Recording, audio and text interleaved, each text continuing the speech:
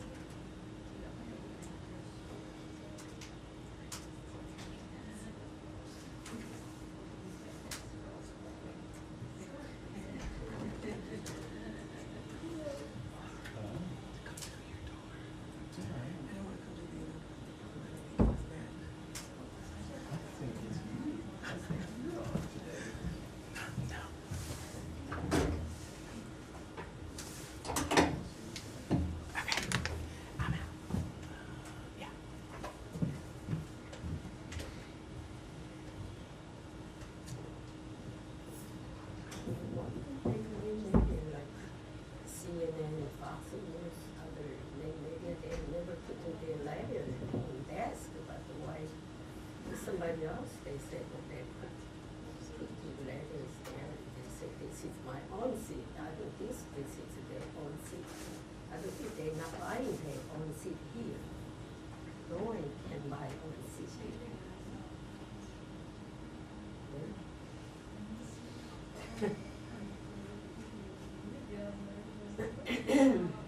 Because only at White House they have each seat have names and organization. That you allowed to make a decision. That's it. But here, you just open like everything only here, the pen. But it's empty somewhere. You can see the office is there.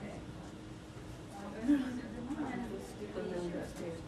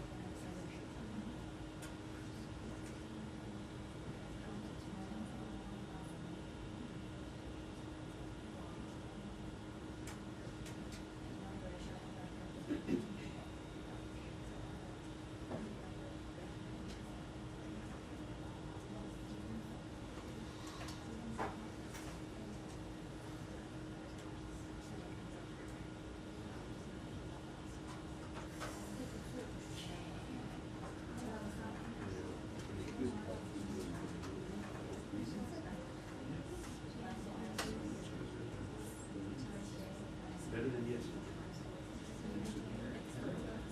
Yeah. I was in Idaho when I got that done. No, in Canada I grew up I very close to 40. So I had their 900-mile drive near Calgary. Back to the west of Canada.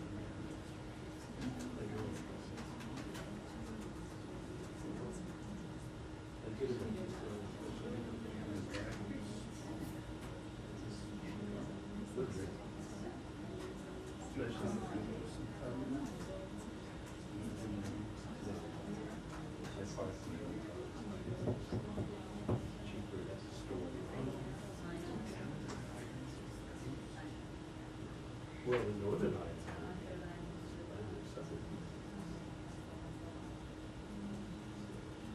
900 miles. Mine's up is drive 1,200 miles.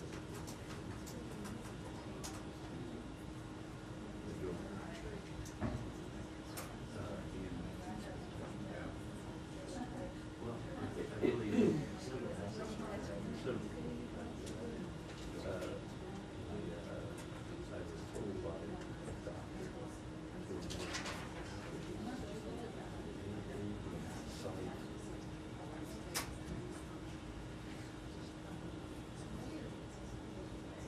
well, I appreciate the core of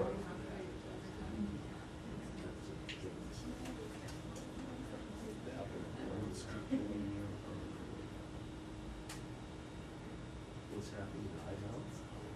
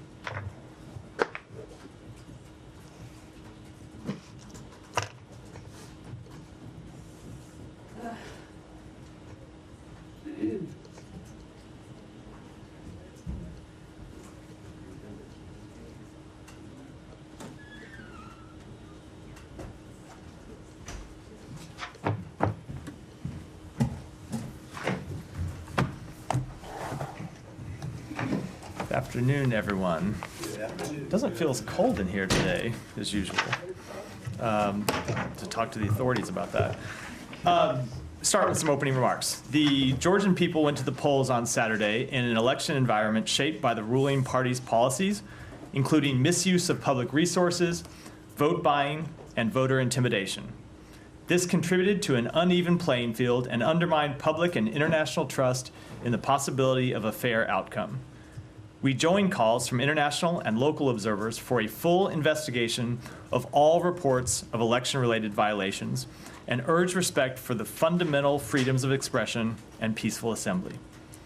We encourage Georgia's governing officials to consider the relationship they want with the Euro-Atlantic community, rather than strengthening policies that are praised by authoritarians. More than 80% of the Georgian people want to see the country integrated into the EU and NATO. The Constitution of Georgia, proposed and backed by the current governing party, stipulates the pursuit of membership in these Euro-Atlantic institutions. All parties campaigned in support of this goal, but the governing party has adopted measures inconsistent with that course. The Georgian government can recommit to its democratic Euro-Atlantic trajectory by respecting the rule of law, addressing deficiencies in its electoral process, withdrawing and repealing anti-democratic legislation, and undertaking significant effort on outstanding EU accession reform recommendations. We have consistently urged the Georgian government this year to walk back its anti-democratic actions and return to its Euro-Atlantic path. We do not rule out further consequences if the Georgian government's direction does not change. With that, Matt. Okay, thanks. So you're not a big fan of how it turned out or the process? We want to see the process investigated. We've noted the irregularities and the calls from local and international officials to see a full investigation in those calls. Does that mean that you take issue with the results? We are not investigation. By various people, we want to see non-Georgians. We want to see an investigation take place. Before going to the Middle East, can I just ask you very briefly if you guys have any response to the Iran's execution of a California resident? So I saw those reports just before I walked in here. I don't have a specific reaction to that report. I want to be able to find out more about it. But we have long made clear that we oppose the way Iran carries out executions, often in a way that fundamentally violates human rights, in a way in response to actions that are fundamental human freedoms. Okay. Unless someone has something more on that, I want to go to the Middle East. Yeah. Okay, so the secretary got back on Friday. as he was flying back, Israel was beginning its retaliation, began and finished its retaliation, maybe finished its retaliation against Iran. I'm wondering what you can say, one, about that, and then two, about your efforts, such as they are, to try to get ceasefires for both Gaza and Lebanon. Yeah, sure. On the first, so as you heard us made clear, starting on October 1st, when Iran launched its unprecedented ballistic missile attack, 200 ballistic missiles launched from Iran at the state of Israel. Israel had a right to respond to that attack. We supported their right to do so. They responded on Friday night. We believe this should be the end of the matter. As you know, because we talked about it quite publicly, we were communicating with them for nearly 4 weeks about the nature of their response and making sure that their response should be one that would be proportionate and would not in any way lead to further escalation. We believe that was the nature of the response and that Iran should not respond in any way. And that if Iran does not respond in any way, if Iran does respond in any way, we will continue to defend Israel.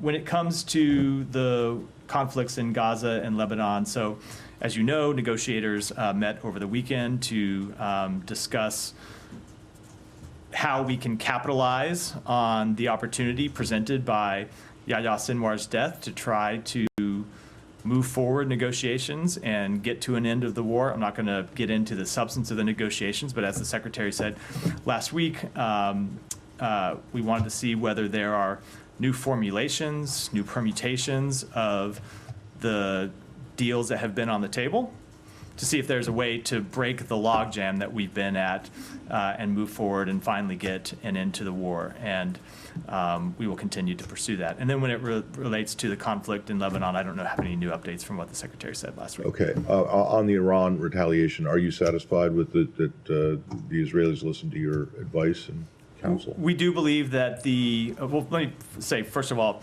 so you heard the president say publicly a couple of things that he thought should not be included in the response. And if you look at the response that Israel launched, it did not include nuclear-related targets or attacks on economic sites. The response from Israel was limited to military sites, which was entirely appropriate given the nature of the attack by Iran. So we do think it was a proportionate response that should not lead to further escalation by Iran, and we certainly hope that Iran will not further escalate the conflict. Thanks. Yeah, Shannon. Over the past week, a lot of the discussion about post-Sinwar conflict in Gaza has been about figuring out whether Hamas is serious about cutting any kind of hostage deal. Now it's been about a week and a half since Sinwar was confirmed to be dead. Is the time that has elapsed indicative that Hamas is not serious? I think it is too early to say, to be perfectly honest. So Hamas has a process it goes through to select a new leadership. It appears to be going through that process now. We obviously don't have a great deal of insight into Hamas's internal decision-making, but based on our conversations in the region, our understanding is that Hamas is being run by a council now, and at some point will go through a process to select a new leader. And I think the results over the next few weeks will determine whether there has been a change in their posture. What we know is that the barrier we faced before his death was that Sinwar had ruled out negotiating not further on any matter. The proposal that he had submitted in July was his final offer, and he wasn't willing to negotiate any further, and he had the ability to make that decision. He was the clear leader of Hamas. Whether the new leadership will have a new position based on either their own assessments of the situation or based on the changing facts since then, we don't know. But we believe there's an opportunity to pursue a deal, and that's what we're going to try to do. Is the State Department confident that if Hamas is either unwilling or unable to hand over the remaining hostages, that it will be able to bring this conflict to a resolution? Look, so Israel has, I know you were with us, so you heard the Secretary speak to this. Israel has achieved a number of really critically important strategic objectives. One of them, of course, has been to thoroughly degrade Hamas's military capabilities to the point that they could no longer launch anything like the attacks that they launched a year ago.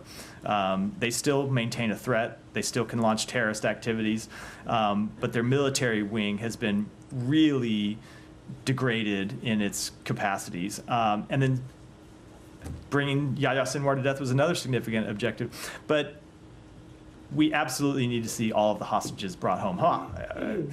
We sometimes, we talk a lot about the hostage negotiations and the path to ending the war through hostage negotiations. Hamas should just release the hostages now. They never should have taken these hostages in the first place. They continue to hold civilians hostage. There's no justification for them to do that, and they should just release them. But we will continue, but obviously it seems an unlikely prospect given the fact they've held them for a year now, so we're going to continue to try to bring them home. That is an important strategic objective for Israel, and it is an important strategic objective for the United States. Let's not lose sight of the fact that there are 7 Americans who continue to be held by Hamas. Yeah, just to come back to the ceasefire, to the Egyptian proposal of a 2-day ceasefire, are you specifically in favor of that, in considering the situation right now? Is that what is actually on the table that you're negotiating with? So I don't want to speak to any specific proposals from the podium. I don't think it's helpful to get into them publicly. We have long made clear as a general matter that we were open to other scenarios. That we pursued pauses back in November to pause the conflict for a short period of time in exchange for a number of hostages being released. Those pauses expired when Hamas restarted the conflict. So we've always made clear that we are open to different types of arrangements, and we want to look at different types of arrangements and see if there are any possible. But ultimately, we have 2 major overriding goals here. One is to bring the hostages home, and the other is to end the war. And those are the 2 things we are trying to pursue in our negotiations and in our conversations with other officials in the region. And I have a follow-up, but Yeah. it's not related to the ceasefire. Sure. The Knesset is examining a legislation that would ban UNRWA in work, that would be able to work in Israel and in East Jerusalem. What are your thoughts on that? So we have made quite clear to the government of Israel that we are deeply concerned by this proposed legislation. The Secretary raised this in the letter that he sent with Secretary of Defense, the Secretary of Defense to Minister of Defense Gallant and Minister of Strategic Affairs Dermer a little over 2 weeks ago. As he made clear in that letter, passage of this legislation could have implications under U.S. law and U.S. policy. That remains the case. Look, UNRWA plays a critical, important role in delivering humanitarian assistance to civilians that need it in Gaza. It's not the only role they play. They play an important role providing services to Palestinians in the West Bank and throughout the region as well. But they really play an irreplaceable role right now in Gaza, where they are on the front lines getting humanitarian assistance to the people they need it. There's nobody that can replace them right now in the middle of the crisis. So we continue to urge the government of Israel to pause the implementation of this legislation. We urge them not to pass it at all. And we will consider next steps based on what happens in the days ahead. Let me stick it up here first. Go ahead. Thank you. So an Iran and Iraq related question. Do you think holding a session in United Nations Security Council merits Iran's complaining to the UN for against Israel? And also Iraq lodged a complaint. Do you think it's a valid complaint that Israel violated its airspace? The complaint you said from Iraq? First about Iran and then then about Iraq. Yeah, I meant the second part of the question. So look, when it comes to the second part of the question, it's not something I'll speak to from here. The U.S. did not participate in this attack in any way. With respect to the first part of the question, look, our ambassador to the United Nations will speak to this at the United Nations Security Council later today. I would just make very clear that it is Iran that launched 200 ballistic missiles at Israel that put civilians in danger, that was incredibly reckless, and that threatened to really escalate this conflict beyond control. Israel had a right to respond to that attack, and it did so in a way that was proportionate, and we believe that should be the end of the matter. I'm gonna skip you.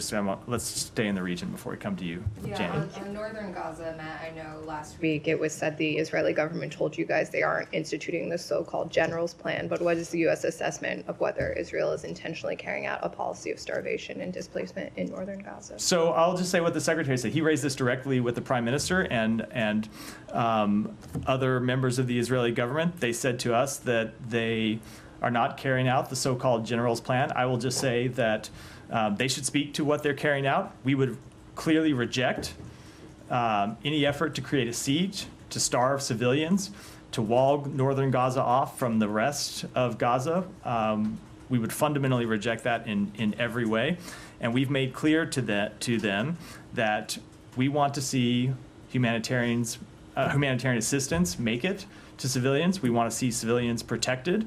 And as you know, the secretary sent a letter to the government of Israel several weeks ago, laying out a number of specific steps that we want to see them take to get humanitarian assistance to the hands of people that need it. But the U.S. does not assess that this policy is being carried out in the north right now. So you do not have your own assessment. I'm not going to make an assessment one way or the other. I'm going to tell you that the government of Israel can speak for itself about what they're trying to do. We are watching very closely, and we are making clear to them that they need to let civilians get access to humanitarian assistance. And you said there's been some progress, but not enough. What progress have you actually seen in recent weeks, given that we have seen this catastrophic humanitarian situation only deepen? So we have seen more trucks get in to Gaza. One day last week, there was something like 280 trucks that got into Gaza, which is obviously a significant expansion from the very low levels that we had been in September and earlier in October. We have seen some additional routes opened up for delivery of humanitarian assistance inside Gaza. We started to see them take some other steps when it comes to dealing with the humanitarian agencies. But they have not been enough. They haven't done all the things that we outlined in the letter. The secretary had a very detailed conversation with several government of Israel officials last week about the kind of granular actions that letter calls for them to take. And he was very clear that we expect you to take these actions, and we're willing to engage in dialogue with you about how best to do that. And we have been engaging in dialogue with them about how best to do that, both through our embassy and through Lise Grande, our special representative, and we'll continue to do that. But the bottom line ultimately is results, and we need to see better results than we see today. And then last question, do you have any specific comment on the Israeli military operations in the Kamal Adwan hospital that we saw over the weekend? I don't. I've seen the reports. Obviously, we want to see hospitals protected, but we do continue to see, without respect to this specific hospital, because I don't have an assessment to offer, we do continue to see Hamas hiding in civilian infrastructure, which is also something that's unacceptable. Yeah. You said you don't want to make an assessment either way. Like, how long will it take you? When will you be able to make an assessment on this operation in northern Gaza? It's been going on for about 3 weeks now. There's reports of 100,000 civilians marooned in in a few small areas, supplies unable to get in. I'm not sure if they can get out, but a lot of people probably don't want to leave their homes because they're worried about not being able to go back in. So what do you need to see to be able to say one way or the other whether the U.S. supports the conduct of this operation? No, well, I will tell you quite clearly, right now what we're seeing is humanitarian assistance not getting in to the people in Jabalia who need it, and we don't accept that. So if you ask about what we see on the ground, that's one of our assessments, is that the food and water and medicine that needs to get people in Jabalia, they aren't getting it right now, and we want to see that change. All right, and that means, based on what's in the letter, one of the key points of the letter from a few weeks ago is to end the isolation of northern Gaza, right? So what you seem to be saying right now is, as of now, which is, we're a couple of weeks into a 30-day deadline, Israel is not meeting the U.S. conditions that were set out in that letter. So without getting into any one of the conditions, obviously at this point they're not meeting all of the conditions of the letter. We made clear there were some things that needed to change immediately, other things that would take more time. They have not fully implemented all of the changes that we called for in that letter, and we're going to wait until before we offer a final assessment, we're going to wait till the expiration of the 30 days. It's obviously fair to do that, but we want to see them continue to make changes along the way. And I know you've been asked this before, but so if it does turn out that they haven't met these conditions, which it's not just this kind of passive element of there being, bureaucratic hurdles, aid not getting in. This is an active operation that's taking place that's causing the conditions that you're talking about. What is the leverage here? What is the threat? So the letter mentioned that there are various U.S. laws and policies that are implicated by a failure to allow humanitarian assistance to get people who need it, and I think I'll leave it at that. Yeah, Hiba, go ahead. Yes, ma'am. Last Friday, the Israeli targeted a compound where the journalists used to sleep in southern Lebanon, Hasbaya. It was very known that they were hosting journalists, only journalists. It was 4 a.m. in the morning, and the journalists were asleep. I asked the State Department, and I had a general response. How are you approaching that, and that you are urging the Israeli to enable free and independent press? But can you please speak? Do you support these kinds of strikes? We do not support strikes on journalists. Absolutely not. Okay. My second question, did you raise that with the Israeli? So we were in Israel before Friday, so obviously we couldn't have raised with them on Wednesday something that happened on Friday. Whether we've discussed this specific strike since then, I'll have to take back and check. Thank you. And one more question on the talks with the Lebanese leaders, because you used to say when it comes to Gaza, for example, the onus is on Hamas or in Israel. When it comes to Lebanon, where things are stopping, who is the obstacle here? So we did have a number of important conversations with partners in the region last week over the course of the Secretary's trip. Incredibly relevant to this is the conversation he had with the Prime Minister of Lebanon on Friday, where we discussed the fact that we want to see full implementation of UN Security Council Resolution 1701. And what we mean by full implementation, we don't want to go back to where we were before October 7th, and not just the year before October 7th, which is with a number of years before October 7th, where you had Hezbollah ignoring the obligations imposed on it by that Security Council resolution, obligations with which Hezbollah said it would comply to put down its arms and withdraw north of the Litani River. So what we have been in conversation with the government of Lebanon and other partners in the region is how we can see 1701 actually enforced, and how we can see it monitored and how we can see it enforced in a way that means Hezbollah actually does not pose a threat to civilians in northern Israel. Those are the conversations that we've been having over the course of the last week, and obviously predating the Secretary's trip as well. Thank you. Yeah. It's a different topic, different region. Sure. Go ahead. I'm sure we have some people to come back to on this, but go ahead. Thanks. So over the weekend and on Friday, there was reporting that Chinese hackers had successfully targeted the phones of U.S. politicians, President Trump, Vice Presidential nominee Vance, but also Senator Schumer and Vice President Harris staffers. I know this is an interagency thing. But from the state perspective, has there been any conversations with PRC counterparts about this, and bigger picture, what does this say about deterrence efforts for election meddling? So when it comes to this specific incident, I'm going to defer to my colleagues in the intelligence community and in law enforcement to speak to it. That's obviously appropriate for them to be the ones to comment on any specific incident.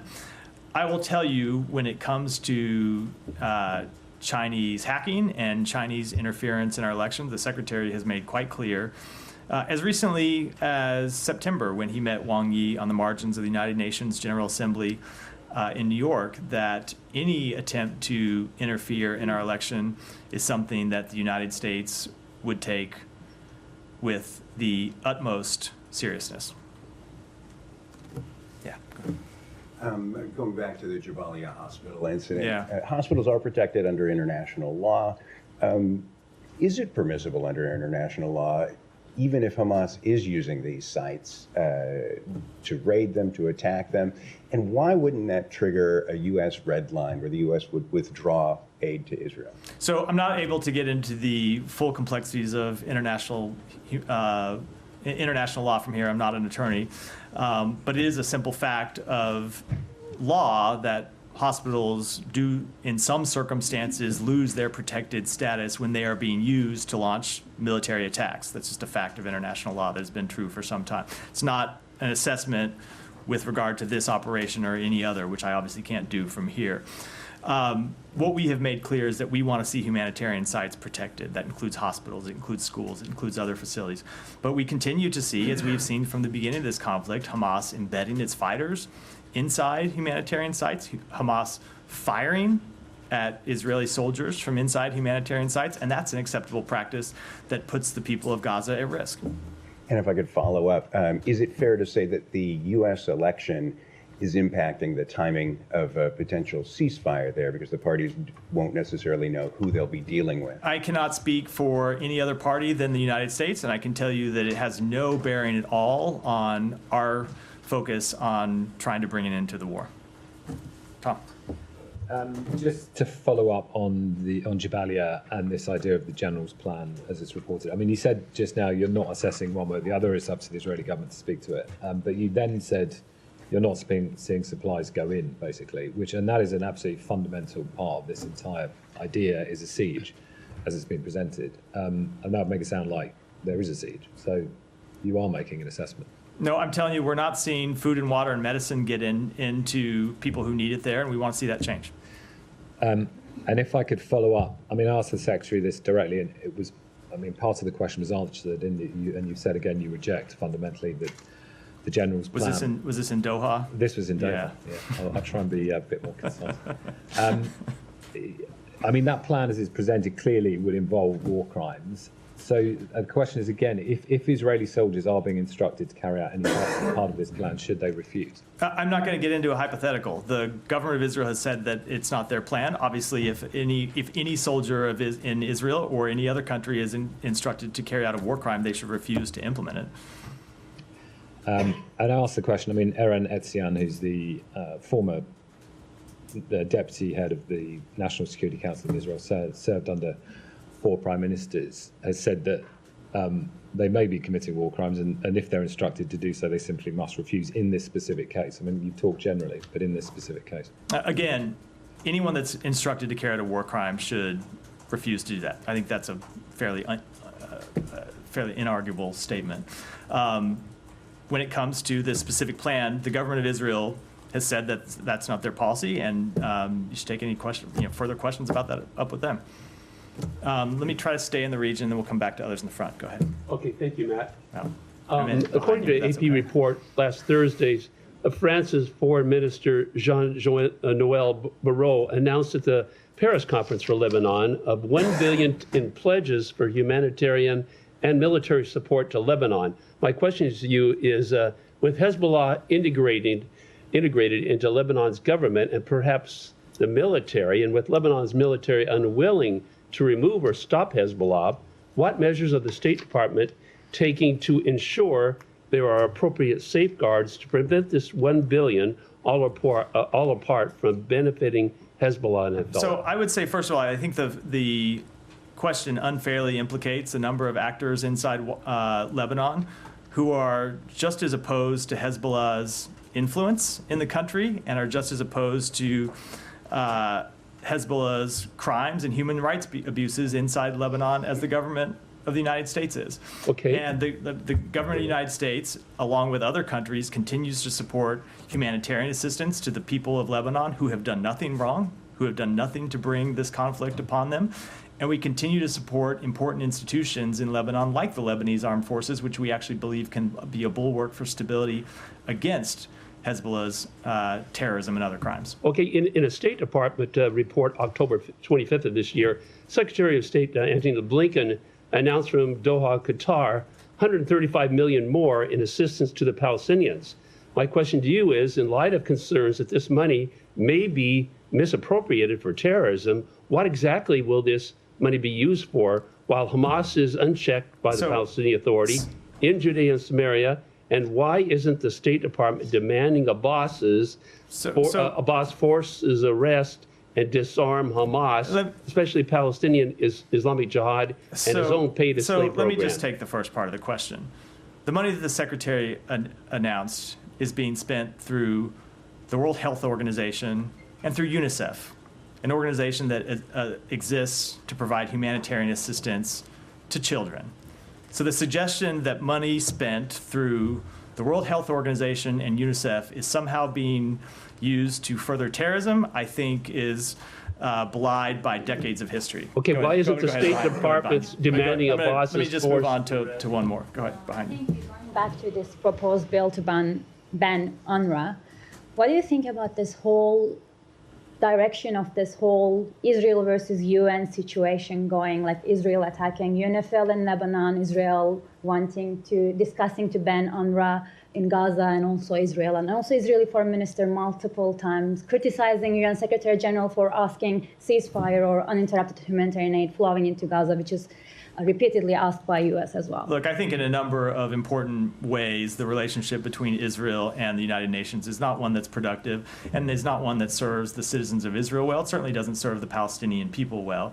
And so in a number of different contexts, we have urged the government of Israel to work more cooperatively with the United Nations, particularly to work more cooperatively with the United Nations humanitarian organizations that are delivering humanitarian assistance to people inside Gaza, and we'll continue to make that clear to them that ought to be the case. I don't know, is that something that you would confirm to us, but U.S. ambassador to Israel, there were reports about that he was being in touch with Israeli opposition leaders about this legislation not to move forward, so that Israeli MPs who were actually backing that bill kind of felt under pressure by so-called U.S. interference. So I'm not going to speak to particular conversations with the government of Israel, but we've made quite clear in a letter from the Secretary from himself and from this podium that we are opposed to the implementation of that legislation, and that there could be consequences under U.S. law and U.S. policy for the implementation of that legislation. So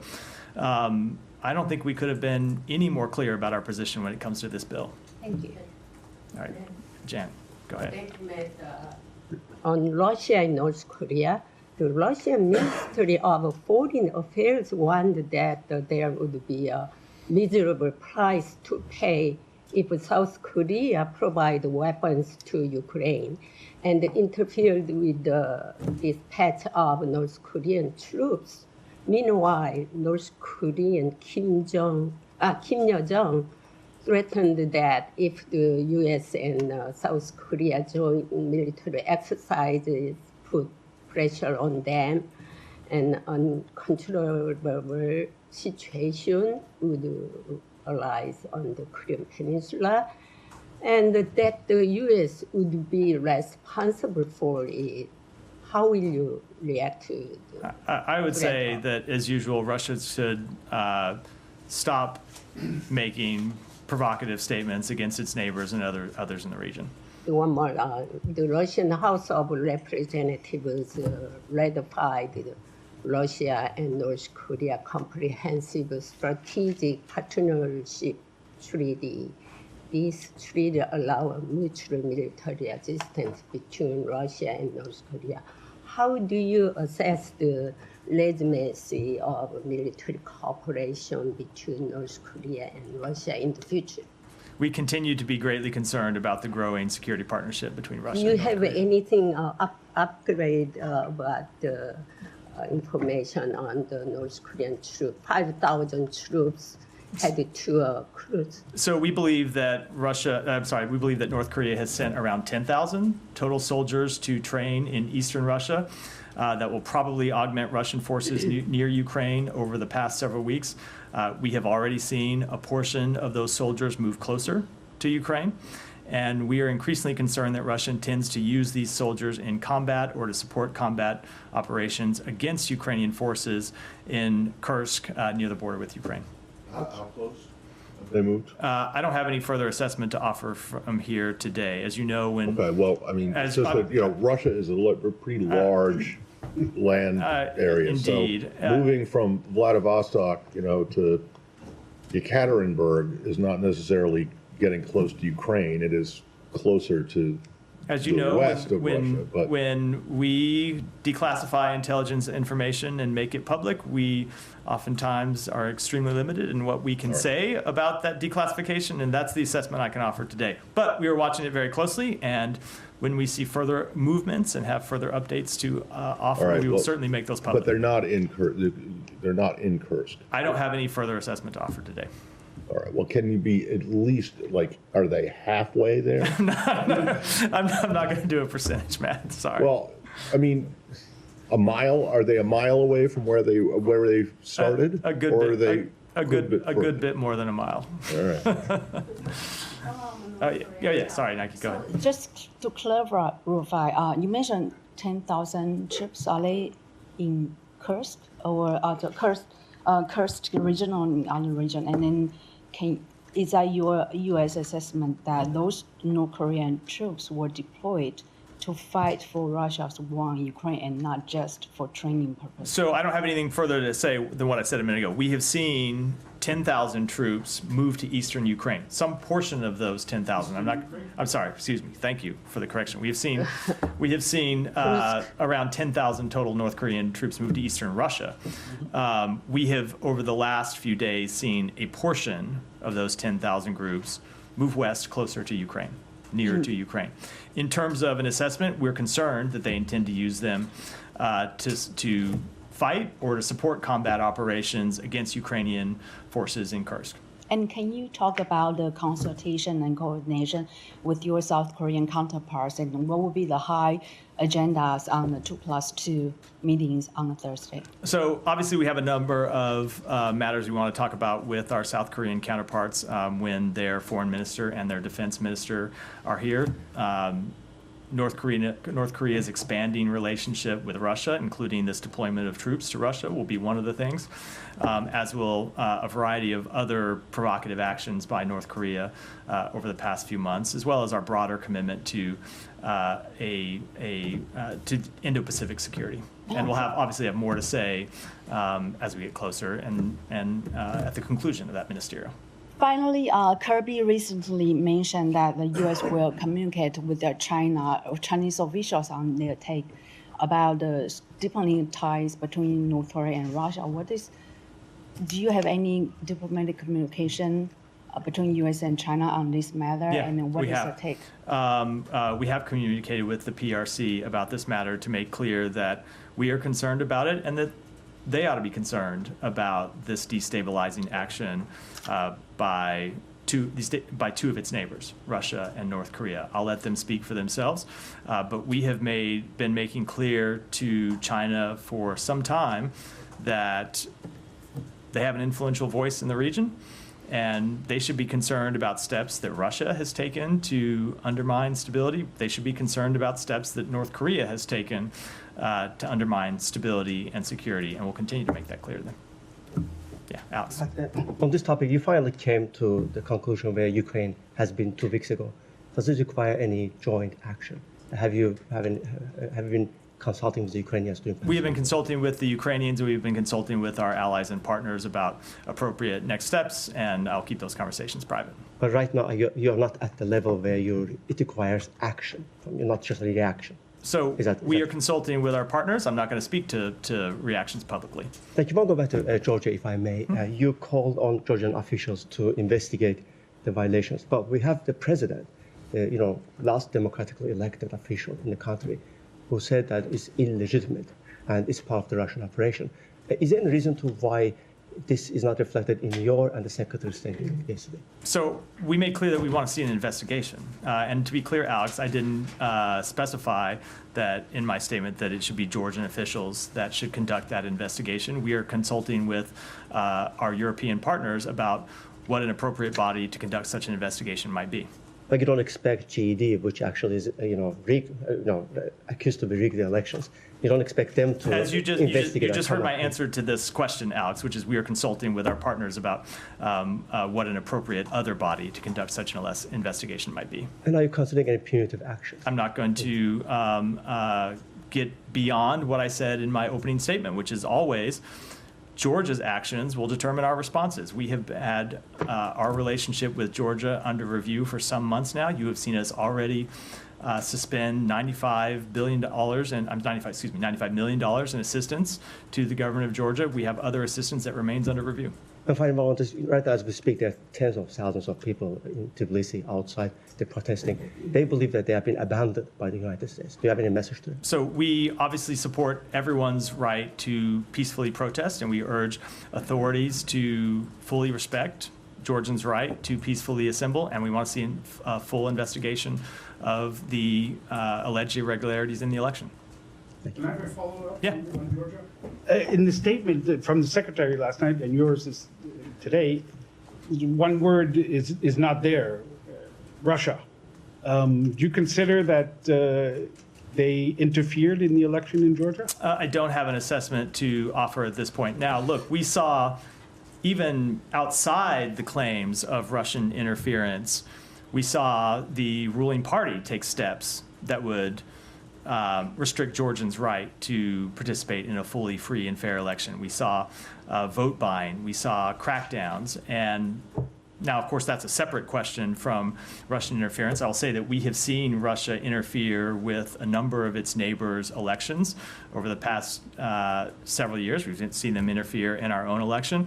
We continue to be vigorous in watching, but I don't have an assessment to offer with respect to this election that was just conducted over So you don't want to go as far as to say that? I don't have any further assessment to offer on that question today. Yeah. Do you have any reaction to Viktor Orban going to Georgia immediately after these elections? I don't. Yeah. Over to Russia, there are reports that the U.S. soldier detained in the country, Gordon Black, met with the U.S. delegation recently. Can you confirm or deny that? And if they did meet, is there any additional consideration given to whether he should be considered wrongfully detained? I can't confirm that. Let me take that back and get you a response. And when it comes to a wrongful detention determination, nothing further I can speak to. Also on Russia, there was a report in TASS today that the Russians extracted what they called a U.S. asset from Donetsk, an American who they say was working with them there. Do you have any information? I don't. We saw those reports. We're looking into them, but I don't have any further information. Thanks. Yeah. Thank you so much. Matt, a report suggests 252 police sub-inspectors in Bangladesh were dismissed from final recruitment, allegedly excluding all Hindu officers. Does the State Department have any response regarding religious discrimination in Bangladesh law enforcement hiring process? So I haven't seen that report, but obviously we believe that let me say, obviously we would oppose any religious discrimination in any process in Bangladesh or anywhere in the world. How the State Department working with Bangladesh Authority to support inclusive and non-discriminatory hiring practice in public service in Bangladesh? I don't have anything to add to what I just said. Would such cases of alleged discrimination impact U.S.-Bangladesh relationship? So you're asking me to deal with a hypothetical about a report that I have not seen, and I'm going to decline to do so. Thank you so much. In light of recent report that the Bangladesh police are using the Anti-Terrorism Act to arrest individuals associated with the student league, Chhatra League, for participating in demonstration. They recently banned this organization. How does the U.S. view the impact of these actions on democratic freedom and political expression in Bangladesh? What steps might the U.S. consider to support fair political process and civil liberties in the country? We believe that the people of Bangladesh should be able to exercise their fundamental freedoms, including the freedom of expression, the freedom of assembly. We believe that is the case no matter who the ruling party is in Bangladesh, and we have made that clear a number of times from this podium as well in our bilateral engagements. And thank you. Lastly, because we're running short and you've had three, I'm going to move on. Go ahead.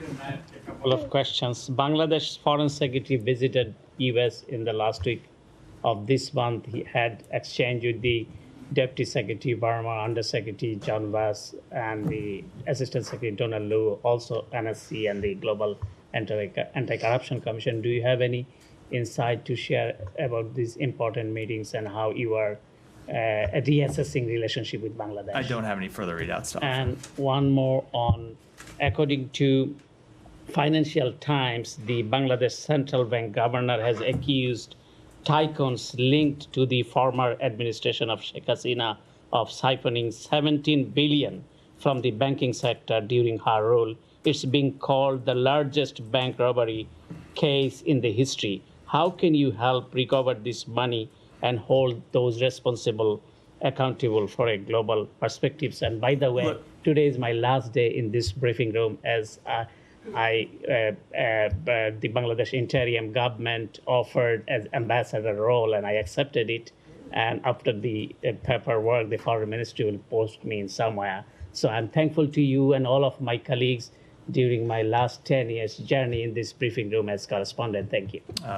Thank you. And with respect to the question, I can't speak to the veracity of that report, let alone what any implications of it might be. But congratulations. Go ahead. Thank you, Matt. Last week, more than 60 members of Congress sent a letter to President Biden urging him to secure some guarantees from Pakistani government for the safety of Imran Khan in prison.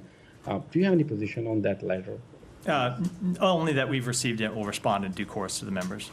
Sir, after the day after this letter, the United States Deputy Assistant Secretary for Democracy and Human Rights, Monica Jacobson, met with the Federal Secretary of Pakistan on Human Rights, Allah Dino Khwaja, in Islamabad, to discuss human rights. And I don't know, it's a coincidence or what. Next day after that meeting, Imran Khan's sisters and his wife were released from the prison. And Imran Khan's supporters claim that it is because of Biden administration. Did this administration play any role in the release of political prisoners in Pakistan? So all I will say about that is that the Deputy Assistant Secretary in that meeting emphasized the important role human rights, support for a vibrant civil society, and strong democratic institutions play in our comprehensive U.S.-Pakistan relationship. So no role played. Thank you, Matt. On Iraq, per an agreement with Washington, Iraq airspace is protected by the United States. So while Iraq is filing an official letter of complaint to the United Nations Security Council for breaching its airspace, do you take Iraq's concern into consideration? So first of all, I'd say that's not an accurate representation of the system. Iraq is a sovereign country. It controls its own airspace. The United States does not control Iraqi airspace. The U.S. Strategic Framework Agreement outlines our bilateral relationship with the government of Iraq, and it does not address any questions of airspace, which are left to the government of Iraq to determine. And lastly, did your force in Iraq and Kurdistan region have any role, whether for logistics or for consultation? The U.S. did not participate in this attack. Okay. Go ahead. Thank you, Matt. Next. Sorry. No, go ahead. Drag you back into the Middle East for a couple minutes. You mentioned Hamas trying to regroup in Gaza, establish its leadership. I mean, its head sits in Qatar, Khaled Mashal. Is there no pressure being brought to bear on Qatar as a major U.S. ally to push Mashal into a deal? Let me tell you about our conversations with the government of Qatar, because we had one just last week on Wednesday? I think it was Thursday in Doha, where the secretary met with the emir and the secretary met with the prime minister, who has been a lead mediator in trying to get a deal to bring home the hostages and end the war over the finish line. What we have seen from the government of Qatar since the immediate aftermath of October 7th is an intense focus on doing everything it can to reach an agreement that would get the hostages home and ultimately end the war. And they continue to stay incredibly focused on that. And the Prime Minister especially has spent hours and hours and hours, tireless efforts, trying to get that deal over the line. And we appreciate them continuing to do that. They have a channel with Hamas that is productive for trying to reach this agreement. Fact is, it's Hamas that holds the hostages, and so it's Hamas with whom they have to negotiate. And I can tell you the role that the government of Qatar has played is one that we have found extremely appropriate and extremely helpful to the situation. But if someone's sitting in your home, doesn't it make it easier, or at least give you more leverage to negotiate with them? So we have made clear that that is an important channel that exists to communicate with Hamas to try to get these hostages home. But as you heard the secretary say in the immediate aftermath, there can be no more business as usual with Hamas. But it is important that this channel continue to exist because we have hostages, including American hostages, 7 American hostages who remain in Gaza that we want to try to get home. Last question on UNRWA. I'm just trying to gain some clarity. The Biden administration, when it learned of the allegations against the UNRWA staffers, cut off funding. It never resumed it. It may have, you can maybe clarify that, but it never did. Then Congress, by huge bipartisan margin, cut off funding through at least March of next year. So you have 2 branches of the U.S. government who determined that UNRWA was not credible enough, trustworthy enough to continue to receive funding because of the allegations against it. How do you now pressure the Israeli government to facilitate UNRWA's work when the U.S. government in two branches doesn't really trust it? That's not exactly what we determined. We determined that we needed to suspend funding while an investigation was underway to look into those allegations. And while that investigation was ongoing, Congress acted to block further funding. You have seen us in recent months come forward and say, we want to see that ban on funding be lifted. And we want the ability to continue to fund UNRWA precisely because of the important work it does. Now, that doesn't mean that there aren't important reforms that UNRWA needs to undertake. We believe there are. We believe that the government of Israel should supply UNRWA with the information it alleges to hold against UNRWA employees. We've seen UNRWA launch investigations under its own regard to look at allegations against employees and gather information. But as far as we're aware, to this date, the government of Israel hasn't supplied any evidence to UNRWA, which they should. If they have allegations and they want UNRWA to take action, they should supply the evidence. I think that's a fairly obvious thing to do. If they want UNRWA to take action in the way that any organization should take action if any of its employees are involved in a terrorist attack. All that to be said, there is an important role that UNRWA plays that no one else on the ground can play right now. And if UNRWA goes away, you will see civilians, including children, including babies, not be able to get access to food and water and medicine that they need to live. And we find that, frankly, unacceptable. Thank you. Rabia. Just a quick question on Lebanon. Israeli airstrikes today hit historic city of Tari in southern Lebanon with footage of it going viral. Have you seen the video? And I wondered if you have any reaction. I have only seen the video. I can't offer any type of assessment on it. I don't know any of the underlying But have you seen the destruction? I mean, is that acceptable for you? So I can't speak to the underlying circumstances of that attack, what it is that they were targeting. I'm happy to, as we get more information over the coming days, speak to it, but I'm not in the position to do so today. In the back. Yeah. In the almost back, I should say. Yeah. Next to last row. Yesterday, Japan's ruling parties, the LDP and Komeito, lost the majority in parliament for the first time in 15 years. Now the future of Prime Minister Ishiba's government is uncertain. Do you have any comment on this? So the U.S.-Japan alliance has been the cornerstone of peace, security, and prosperity in the Indo-Pacific and across the world for over 7 decades. It has never been stronger, and I do not see that changing because of the outcome of any election, either in the United States or in Japan. And so we look forward to continuing our work with the government of Japan, a steadfast ally of ours, across our broad agenda of regional and global issues, including regional stability, our defense alliance, and U.S.-Japan ROK trilateral relations. Thank you very much. Thank you very much, Matt.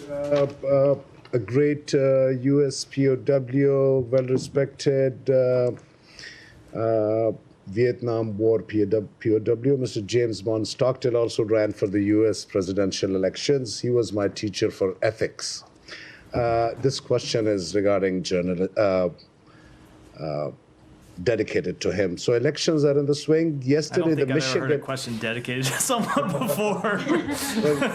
Well, it's your last week. It's your last week before the election, so I want to make it a little more fun for you. Do I have to dedicate my answer to somebody? Thank you. This answer is dedicated to Matt Lee. Actually, I was dedicating it to him too. Fair enough. So yesterday in Michigan State, a poll was conducted where 60% of the Muslims are voting for President Trump. For last many decades, U.S. elections, Muslim population have mostly voted for Democrats.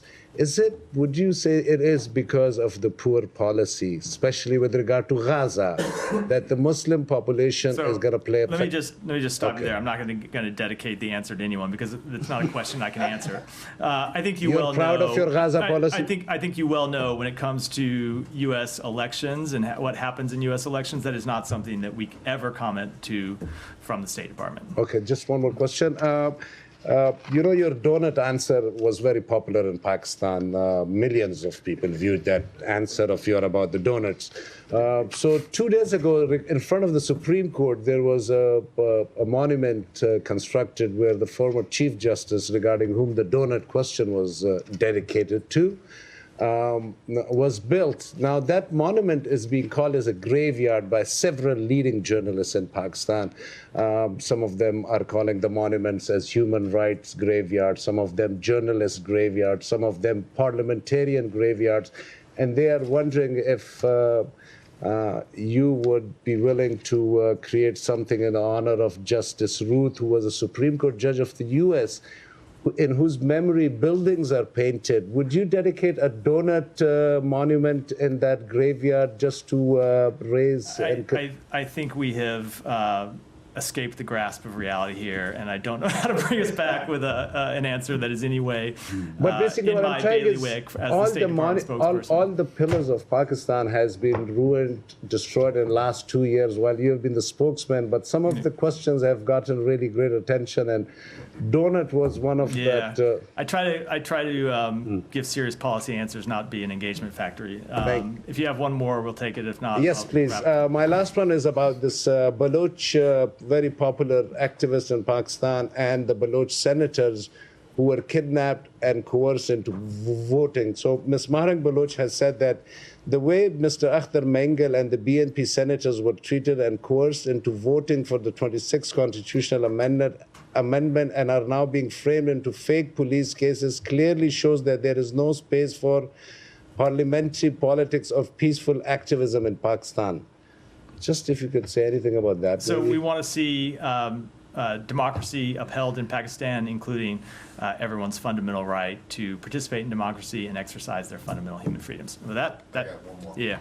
Tomorrow, as you may know, is the annual vote in the UN General Assembly condemning the U.S. embargo on Cuba. You were aware of that? I was not tracking this on my bingo card, so go right ahead. I'm just wondering how the U.S. is going to vote this year. I doubt we'll be voting to condemn ourselves. Well, you abstained one year. The last year of Obama's presidency, you guys abstained on it, and it caused a bit of a ripple. But, you know, as you probably know, it's basically the entire world votes to condemn it, and you and Israel, and in some cases, Palau or another Pacific island nation joins in voting against.